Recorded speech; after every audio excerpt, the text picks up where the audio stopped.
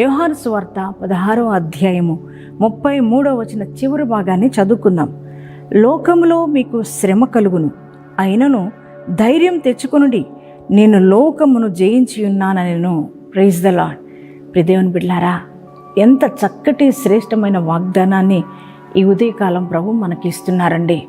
ఆయన దేవుని బిడ్డలారా, చూడండి, ఈరోజు ఈ వాగ్దానం చూస్తున్న మీ జీవితాల్లో ఎటువంటి శ్రమలో ఉన్నారు? మరి కృంగిపోతూ ఉన్నారా? ఒకవేళ ఈ పరిస్థితులన్నీ చూసి ఒకవేళ ధైర్యాన్ని కోల్పోతున్నారా?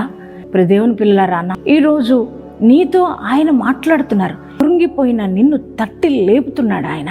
ఆయన అంటున్నారు కదా, నేను లోకాన్ని జయించి ఉన్నాను అని అంటున్నారు ప్రభు. ఈ లోకాన్ని నేను జయించిన దేవుడు కదా, నాకు కూడా జయించే శక్తిని నువ్వు ఇస్తున్నందుకు నీకే వందనాలు యేసయ్యని. యేసయ్యకి థ్యాంక్స్ చెప్పండి. మరి ఎంతమంది మీ హృదయాల్లోకి వాగ్దానాన్ని రిసీవ్ చేసుకున్నారో ఈ వాగ్దానం మీ అందరి జీవితాల్లో నెరవేర్చబడునుగాక.